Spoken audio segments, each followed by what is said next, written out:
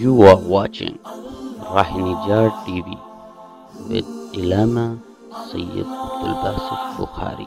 بعدس حمد و صلاۃ لائق ستعظیم و تکریم جمی حضرات، السلام علیکم ورحمۃ اللہ تعالی وبرکاتہ۔ مالک لم یزل کا ہم پر کروڑوں احسان ہے کہ اس نے ہمیں ایک مرتبہ پھر اپنے گھر میں بیٹھ کر اپنا اور اپنے حبیب مکرم صلی اللہ علیہ وآلہ وسلم کا ذکر کرنے کی توفیق عطا فرمائی ہے۔ میری گفتگو کا عنوان ہے، پہلے بھی بیان کیا ہے، لیکن ان آیات کے ضمن میں مزید نئی سے نئی احادیث بھی ہوتی ہیں، معلومات بھی ہوتی ہے۔ اللہ سے دعا ہے اللہ تعالیٰ آج کے عنوان کے حوالے سے مجھے حق اور سچ بیان کرنے کی توفیق عطا فرمائے۔ یہ کمپیریزن ہے کہ اللہ رب ذوالجلال کی نعمت شب و روز ہم پر نازل ہوتی ہیں، وہ مالک ہم پر شب و روز کرم کرتا ہے، لیکن ہم ہیں کہ ہماری زبان اس کا شکر ادا نہیں کر رہی۔ فرمایا لَإِن شَكَرْتُمْ لَأَزِيدَنَّكُمْ، اگر تم شکر ادا کرو گے تو اللہ تمہیں اور زیادہ عطا فرمائے گا۔ اب یہ فیصلہ قرآن کا ہے کہ جب اللہ کسی بھی انسان پر اپنی نعمتوں کا نزول کرتا ہے تو وہ فرماتا ہے جو تھوڑی تمہیں دی ہے ان پر تم شکر ادا کرو۔ جب تم شکر ادا کرو گے تو اللہ انہی نعمتوں کو بڑھا دے گا، اور یہ تو اٹل فیصلہ ہے کہ تم اللہ کی نعمتوں کو شمار نہیں کر سکتے، اور مالک ہمیں نعمتوں کی برسات کر کے پھر پوچھتا ہے فَبِأَيِّ آلَاءِ رَبِّكُمَا تُكَذِّبَانِ، صبح و شام میرے بندو میں تم پر جو نعمتوں کا نزول کرتا ہوں تم ان کا ذکر نہیں نہ کرتے، تو تم میری کون کون سی نعمتوں کو جھٹلاؤ گے؟ نعمت کا یاد رکھیں کہ سب سے پہلے شکر جو ہے اس کی ایک قسم یہ ہے کہ سب سے پہلے نعمت کا اعتراف کرنا۔ کیا ہے؟ نعمت کا اعتراف کرنا۔ مثال کے طور پر ہمارے پاس ٹانگیں ہیں، یہ کیا ہے؟ اللہ کی نعمت ہے، ہمیں اس کا اعتراف ہے کہ مالک اگر یہ نعمت نہ ہو تو ہم چل نہیں سکتے، اور جب ہم نے اعتراف کر لیا تو اعتراف کے بعد اب ہم نے اس نعمت کا جو مقصد ہے وہ پورا کرنا ہے۔ اس نعمت کا مقصد کیا ہے کہ جب بھی یہ قدم اٹھیں تو حق کی جانب اٹھیں، جب بھی یہ قدم اٹھیں تو اللہ کے رستے کے لیے اٹھیں۔ تو یہ نعمت کا مقصد پورا جو کرنا ہے یہ شکر ادا کرنا کہلاتا ہے۔ اور نعمت کے شکر کی ایک قسم یہ بھی ہے کہ اللہ رب ذوالجلال نے انسان پر جو نعمتوں کا نزول کیا ہے انسان کو اس کا احساس ہونا چاہیے۔ ہمیں بعض اوقات جو اللہ کی طرف سے نعمتیں میسر ہیں، اگر آپ پوری جسم آپ باہر چھوڑ دیں، کھانے پینے کی اشیاء کو چھوڑیں، صرف اپنے جسم میں ہاتھ ہیں، پاؤں ہیں، آنکھیں ہیں، زبان، ناک ہے، انہی نعمتوں کو بھی اگر گننا شروع کر دیں تو یاد رکھیں کہ آپ ان کو بھی شمار نہیں کر سکتے۔ دیکھیں گھر میں آپ بجلی جلاتے ہیں، اگر آپ ایک مہینہ بل ادا نہ کریں، ایک مہینہ بل ادا نہ کریں، پھر دوسرا مہینہ بھی آپ بل ادا نہ کریں، تیسرا مہینہ بھی، تو واپڈا والے کیا کرتے ہیں؟ آ کر آپ کا میٹر کاٹ دیتے ہیں، ایسا ہی ہے، وہ آ کر کاٹ دیتے ہیں نا، وہ باقاعدہ وہ کہتے ہیں کہ جناب آپ نے ہمارا بل ادا نہیں کیا اس لیے ہم آپ کا میٹر کاٹ رہے ہیں۔ تو یعنی ان کے جو چیز ہے، ریکوائرمنٹ ہے، وہ پوری ہم نہیں کرتے تو وہ میٹر کاٹ دیتے ہیں۔ میرا رب کتنا کریم ہے کہ ہم اس کی نعمتوں کو پورا نہیں کر رہے ہوتے، اس کا شکر ادا نہیں کر رہے ہوتے، اس کے احکامات کی جو ہے وہ انکار کر رہے ہوتے ہیں اور ہم بغاوت کر رہے ہوتے ہیں۔ وہ مالک کہتا ہے میرے بندو جیسے بھی ہو، تم جیسے بھی رہو، میرے ہو تو بندے نا، میں اپنی نعمتوں کی برسات کو بند نہیں کروں گا۔ کوئی کافر ہے اسے بھی اپنی نعمتوں سے نوازوں گا، اور کوئی مسلمان ہے اسے بھی اپنی نعمتوں سے نوازوں گا۔ لیکن حضرت انسان یہ بغاوت پر اترا ہوا ہے، یہ نافرمانی پر اترا ہوا ہے، یہ اس کی نعمتوں کا شکر ادا ہی نہیں کرتا۔ قرآن نے واضح کہا ہے وَأَمَّا بِنِعْمَةِ رَبِّكَ فَحَدِّثْ، جب کوئی نعمت مل جائے اسے پھر آگے بیان کرو، اسے آگے بیان کیا کرو۔ یا اللہ یہ تو نے نعمت دی ہے، لوگوں میں بیان کرو کہ میرے اللہ نے مجھے اس نعمت سے نوازا ہے اور میں اس کا شکر ادا کرتا ہوں، میں اس قابل نہیں تھا، اللہ نے مجھے اس نعمت سے نوازا ہے۔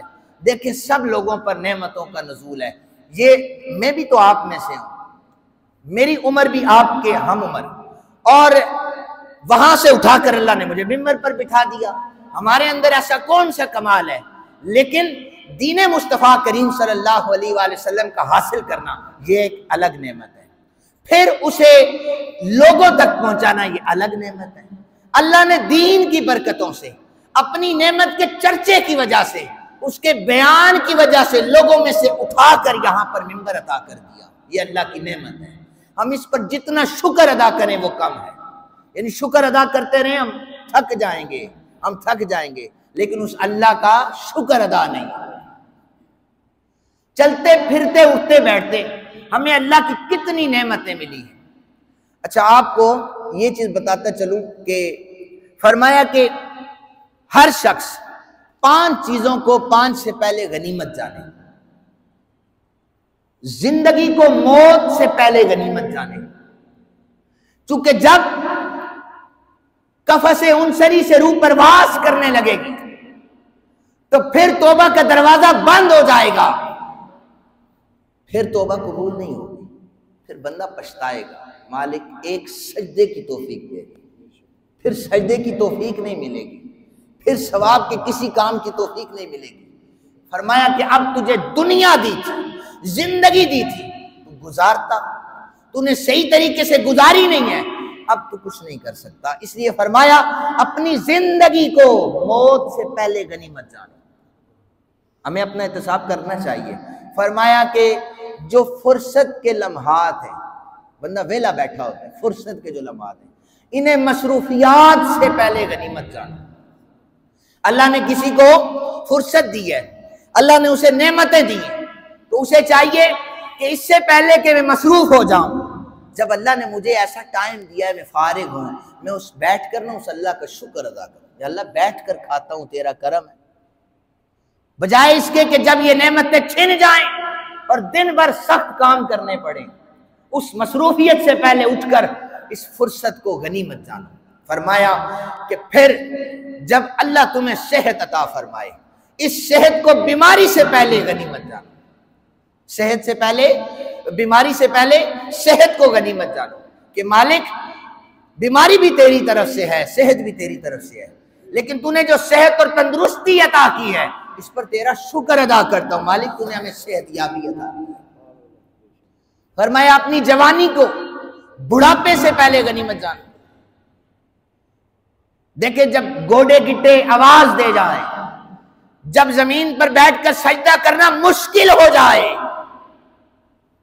تو نیک لوگ ترستے ہیں نا کہ کاش مالک تیری زمین پر سجدہ کر سکے، ایسا سجدہ ہو جہاں پر میرا سر تیری بارگاہ میں جھکے۔ یہ نعمت تو چھن گئی ہے نا، بیماریاں ہیں، شرعی عذر ہیں، لیکن فرمایا اس صحت مندی کو بیماری سے پہلے غنیمت جانو۔ اور جب بوڑھا بندہ ہو جائے تو بندہ کہتا ہے نا کاش وہ جوانی کے دن واپس آ جائیں جب میں اللہ کی بارگاہ میں تیز چل کے جاتا تھا، سجدہ کرتا تھا، مجھے کسی سہارے کی ضرورت نہیں ہوتی تھی، کسی گاڑی کی ضرورت نہیں ہوتی تھی۔ ہے نا ہمارے ایسے بزرگ جو آ کر ہمیں اکثر کہتے ہیں کہ ہم جمعے پہ آ سکتے ہیں، چونکہ ہر نماز پر ہمیں کوئی لانے والا نہیں ہے۔ اب وہ ترس رہے ہیں کہ کاش وہ جوانی پہلے آ جائے۔ فرمایا جب جوانی میں تم جوانی گزار رہے ہو، زندگی میں جوانی گزار رہے ہو، اور در جوانی توبہ کردن سیوائے پیغمبری، جوانی میں جو توبہ کرتا ہے یہ پیغمبروں کے رستے پر ہوا کرتا ہے۔ فرمایا اپنی جوانی کو اپنے بڑھاپے سے پہلے غنیمت جانو۔ پھر فرمایا اپنی تنگ دستی کو فراوانی سے پہلے غنیمت جانو۔ جب ہاتھ تنگ ہو جائے تو تم صبر کرنا سیکھو۔ صرف یہ نہیں ہے کہ اللہ کی بارگاہ میں اٹھے اور گلے شروع کر دیں، ہاتھ تنگ ہے مالک، تیری بارگاہ میں رجوع کرتے ہیں۔ مالک تو ہمیں دیکھ رہا ہے نا، دیکھیں کسی کی نوکری کاروبار چلا جائے نا، اس کی ماں کتنا پریشان ہوتی ہے کہ میرے بیٹے کی کاروبار نہیں ہے، کبھی ایک سے کہے گی کبھی دوسرے سے کہے گی، باپ الگ پریشان ہوتا ہے میرے بچے کی نوکری چلی گئی ہے۔ یہ پریشانیاں گھر میں آتی ہیں، بیوی الگ پریشان ہے، بچے الگ پریشان ہیں کہ ہمارے والد کی نوکری چلی گئی ہے۔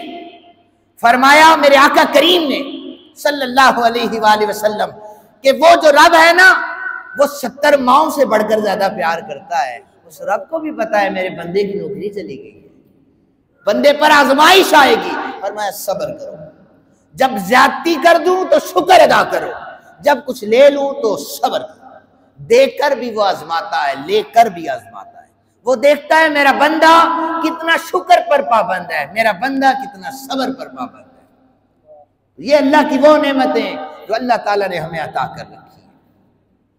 یونان کا ایک شخص یہ بہت بڑا تاجر گزرا ہے، اور اس کے زیتون کا کاروبار تھا، اس بادشاہ کا زیتون کا کاروبار تھا، اور سب سے جو جہاز کی بڑی جو کمپنی ہے وہ اس کا مالک تھا یونان میں۔ اس کو کوئی ایسی بیماری لاحق ہو گئی کہ اس کے پٹھے جو تھے یہ کمزور ہونا شروع ہو گئے۔ اب ذرا دیکھیے گا اللہ کی نعمت، اس کے پٹھے جب کمزور ہوئے تو آہستہ آہستہ اس کے یہ جو آنکھ کی جو پلکیں ہیں، پپوٹے ہیں، ان میں سے بھی جان ختم ہو گئی۔ آپ دیکھ رہے ہیں ان میں سے جان ختم ہو گئی۔ تنکا بھی اٹھتا ہے نا تو یہ آنکھ بند ہو جاتی ہے، بندے کی ادھر لگ جاتا ہے۔ یہ کتنی بڑی اللہ کی نعمت ہے۔ اب یہ دن میں کتنے کروڑوں بار ہم جھپک لیتے۔ اب وہ جو بادشاہ تھا بیماری کی وجہ سے پٹھے اس کے جواب دے گئے، علاج کروایا، علاج نہیں۔ اب ظاہرہ ایک بندہ ہے، سوچیں ذرا آپ، آنکھیں بند ہو جائیں، کچھ دیکھ نہیں سکتا، کیا کرے گا وہ؟ دن کا اجالا نہیں دیکھ سکتا، کوئی چیز نہیں دیکھ سکتا۔ ڈاکٹرز نے اسے سلوشن لگا کر اس کی آنکھوں کو کھولا، دن بھر اسے سلوشن لگا کر آنکھیں کھولی جاتی، اور جب رات آتی تو سلوشن ہٹا کر اس کی آنکھیں بند کر دی جاتی۔ یہ نعمت اس سے چھن چکی تھی۔ اس سے کسی نے پوچھا کہ کیسی زندگی گزر رہی ہے تیری؟ یہ نعمت جسے ہم دن بھر اگنور کرتے ہیں، اسے شمار بھی نہیں کر رہے ہوتے۔ کہنے لگا کہ اگر میرا علاج ممکن ہو نا، اور مجھ سے یہ کہا جائے کہ یہ ٹھیک ہو جائیں گی تیرے پپوٹے، تو میری ساری دولت کوئی مانگتا ہے، ساری سلطنت کوئی مانگتا ہے، وہ میں دے دوں گا، یہ نعمت میں خریدنا چاہتا ہوں۔ تو فرمایا اپنی نعمتوں کو غنیمت جانا، کیونکہ جب یہ چھن جاتی ہیں، جب چلنا مشکل ہو جائے، جب دیکھنا مشکل ہو جائے، جب پکڑنا مشکل ہو جائے، جب بولنا مشکل ہو جائے، اس وقت ہم کیا کر سکتے ہیں؟ ہمارے پاس کوئی ہے جی ایسا کوئی آلہ، ایسی کوئی مشین، یا ایسا کوئی ڈاکٹر جو اللہ رب ذوالجلال کی بیماری کو وہ دوبارہ درست کر سکے؟ اس لیے ہر وقت اللہ کا شکر ادا کریں۔ یہ جو میں بول رہا ہوں، آپ بولتے ہیں، ہماری زبان میں ایک لیس دار مادہ ہے جو زبان کو بولنے میں مدد دیتا ہے، کیا کچھ ہم بول دیتے ہیں۔ اگر یہی تھوک، یہ لعاب یہ ختم ہو جائے، ہمارا بولنا رک جاتا ہے۔ ہم کون سی نعمت کو شمار کریں؟ تو سامعین محترم، اللہ رب ذوالجلال کی جو نعمتیں ہمارے سامنے ہوں، ان پر بیٹھ کر شکر ادا کریں۔ تو پھر شکر یہ بھی تو نہیں ہے یا اللہ تیرا شکر ہے، نہیں، اللہ تعالیٰ کے احکامات ہیں، ان پر شکر ادا کرنے کی کیا طریقہ کار ہے؟ اس کا طریقہ کار یہ ہے کہ مالک کے گھر سے جب بلاوا آ جائے تو انسان اس کے بلاوے پر لبیک کہتا ہوا گھروں میں اللہ کے گھر میں آ جائے، یہ شکر کا طریقہ ہے۔ جب کسی غریب کی آواز اٹھے کہ میری مدد کر دو، یہ شکر کا طریقہ ہے، اس کی مدد کرے۔ جب اللہ کے گھر سے آواز اٹھے، اللہ کے گھر کو اس چیز کی ضرورت ہے، ہم جیبوں پر سانپ بنا کر بٹھا دیتے ہیں، جس کا پیسہ لگ جائے وہ بھی شکر ادا کرے، اللہ میں اس قابل نہیں تھا، تو نے میرے پیسے کو اپنے گھر کے لیے قبول کیا۔ تو شکر ہے، وہ مالک ہمیں نوازتا ہے، وہ تو بخشش کے بہانے دے رہا ہے، میں اپنے بندے کو بخشنا چاہتا ہوں، میرا بندہ کوئی اچھے کام کرے تو صحیح۔ دیکھیں جب نعمتیں ضائع ہو جائیں نا، نعمتیں ضائع ہو جائیں، اس وقت بھی نعمت چھن جاتی ہے۔ میں بڑے مختصر سے پیرائے میں صبح ہی پڑھ رہا تھا، پڑھا تو میں نے کسی کتاب سے نہیں ہے یہ واقعہ، یہ پہلے بتا رہا ہوں، لیکن ترغیب کے لیے یہ اچھا ہے، قرآن و حدیث کے مخالف نہیں ہے۔ ایک بادشاہ اپنے تخت پر بیٹھا تھا اور اچانک کسی دوسرے بادشاہ نے اس پر حملہ کیا اور ساری سلطنت اس کی لے لی۔ سلطنت لینے کے بعد اسے جیل میں قید کر دیا۔ وہ جیل میں قید تھا، اب اسے عادت تھی شاہی کھانے کھانے کی، وہ نعمتیں وہ کھاتا تھا، تو دن جب چڑھتا تھا تو اس کو خوشبوئیں آتی تھی جو کھانے بن رہے ہوتے تھے، لیکن اسے قیدیوں والا کھانا ملتا تھا۔ تو ایک دن بہت زیادہ اسے بھوک نے ستایا، تو کھڑکی سے اس نے باہر آواز دے کر کہا میری آواز اگر کوئی سن رہا ہے تو وہ مجھے ایک وقت کا کھانا دے دے۔ یہ بادشاہ نے صدا لگائی جو قید تھا۔ تو وہاں پر ایک فقیر کہیں پہ بیٹھا ہوا تھا، اس نے اتنے سے لفافے میں کچھ چیزیں کھانے پینے کی جمع کر رکھی تھی، اس کھڑکی سے اندر کی کہ یہ قیدی ہو تو کھا لو۔ اس نے وہ کھانا کھایا، کھانے کے بعد پوچھنے لگا کہ فقیر سے کہ تم کون ہو، یہاں پر کیا کر رہے ہو؟ اس نے کہا اصل میں مسئلہ یہ ہے کہ پہلی جو سلطنت تھی اس کا بادشاہ، اسی سلطنت کا بادشاہ، وہ جب یہاں پر اس رعایا کا حکمران تھا تو اس کے کچن کا یہ پانی ہے نا یہ باہر آتا ہے، یہ کھانے پینے کی اشیاء پانی میں بہا دیتے تھے، میں اس پانی میں آ کر اپنا شاپر رکھ لیتا تھا تو میرا شاپر اس میں چاول دالیں کھانے پینے کی اشیاء روٹیاں آ جاتی تھی، تو میرے گھر کا نظام بھی چلتا تھا اور میں جو ہے وہ بھوکا بھی نہیں رہتا تھا۔ لیکن اب جو بادشاہ اس وقت آیا ہے اس نے روک دیا ہے، وہ کھانا ضائع نہیں کرتا، وہ کھانا ضائع نہیں کرتا، اور مجھے اس نالی میں سے اتنا ہی ملا ہے، تو نے مانگا ہے تو میں نے پیش کر دیا ہے، میں یہ فقیر ہوں۔ تو اس نے پوچھا قیدی تو کون ہے؟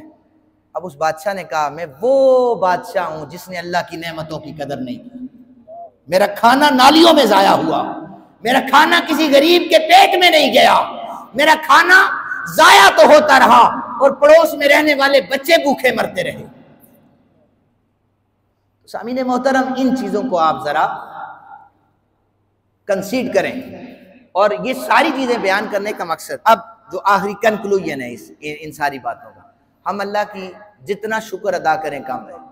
یہ جو ہمارا سکون ہے نا، سکون یہ اللہ کی بہت بڑی نعمت ہے۔ کیا ہے جو ہمیں اللہ نے سکون دیا ہے؟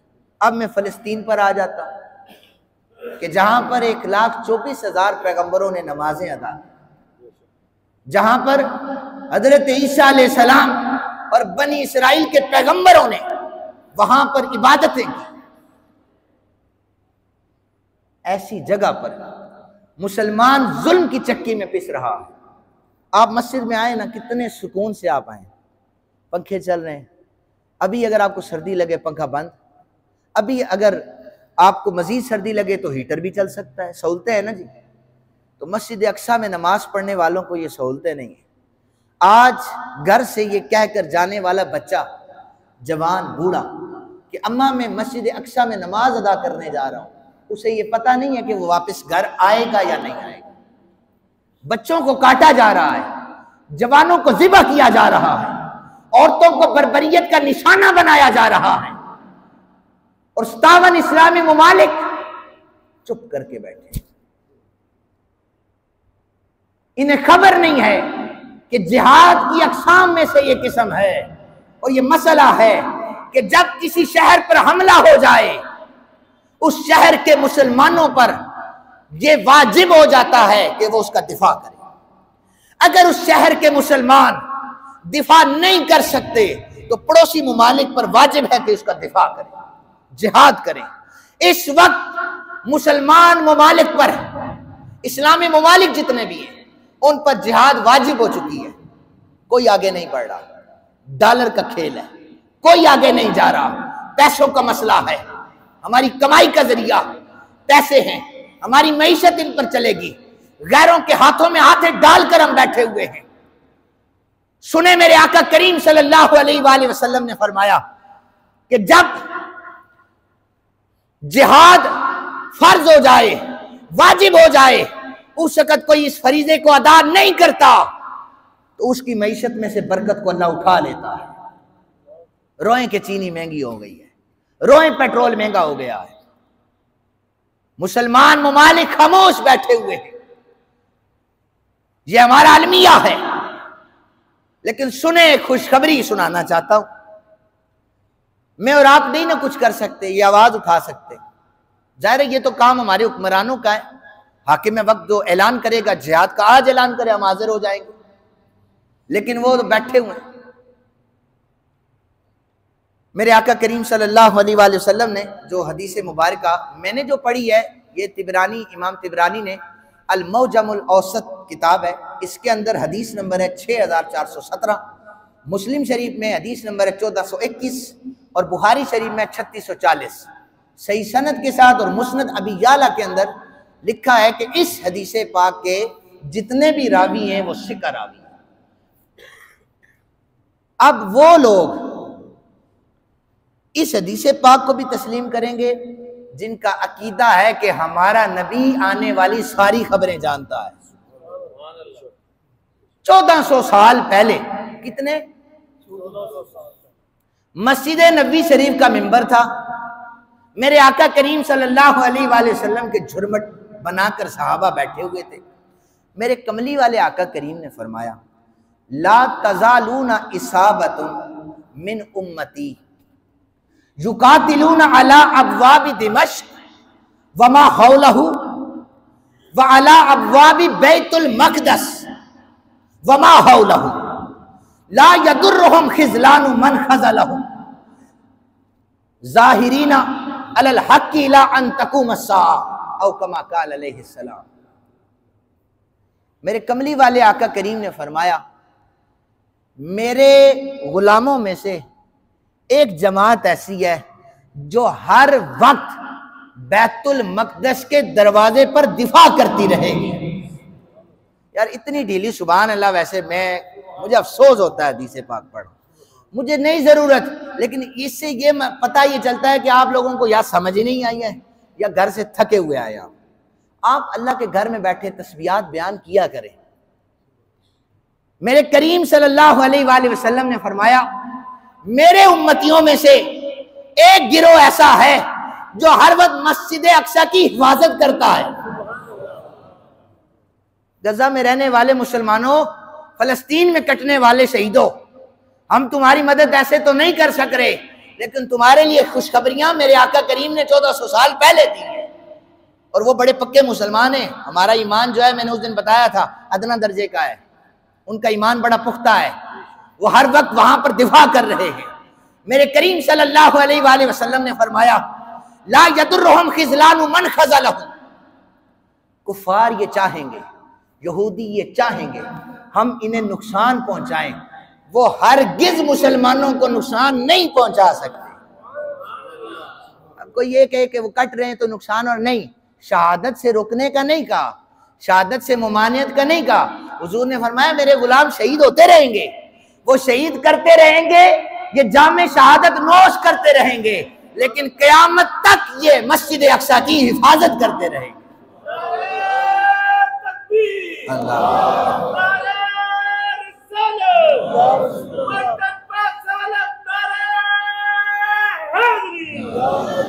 میرے کریم نے فرمایا کہ وہ نقصان پہنچانا چاہیں گے، ان مسلمانوں کا جذبہ کم نہیں کر سکتے، ان مسلمانوں کا جذبہ کم نہیں کر سکتے۔